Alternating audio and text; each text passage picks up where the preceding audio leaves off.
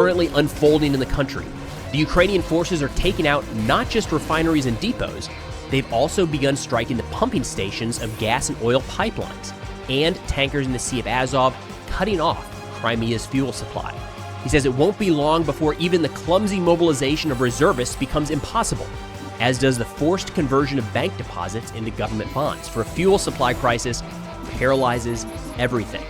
He says add to this the clear threat of ballistic missile strikes on electrical substations and power plants themselves. So again, when fuel starts to run out, this is the impact the people of Russia will feel that may actually bring about change in the country. I understand that that might seem like a bit of a stretch, but it's the first time in this war we have seen this.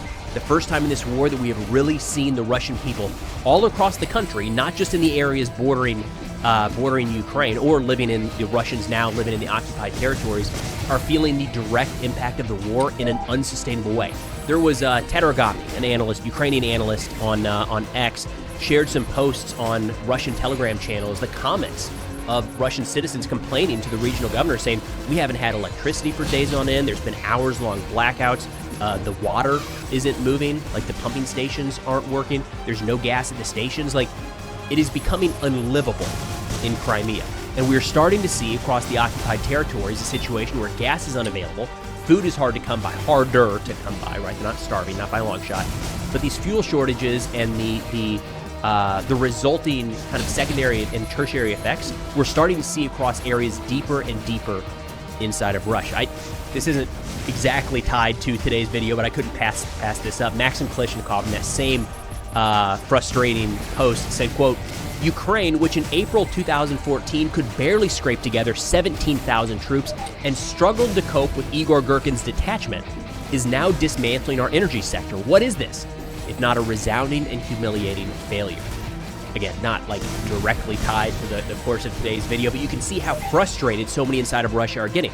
The Crimean governor, as mentioned a few minutes ago, said, quote, the fuel supply situation remains tense and will continue for some time.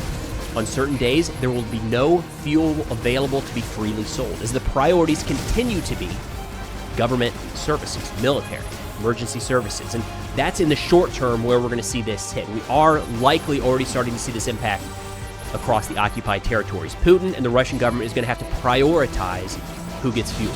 That is never a good situation in war. When anything, whether it's food, fuel, medical supplies, electricity, anything, when you have to decide in a time of war, does it go to the military or the civilians, there is no right answer. There is no good answer.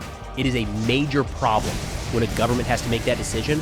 That is the situation that Russia is finding themselves in right now, and it likely is already starting to impact military logistics at the front, especially areas like Crimea, of course, but also when you get west, kind of southwest in the occupied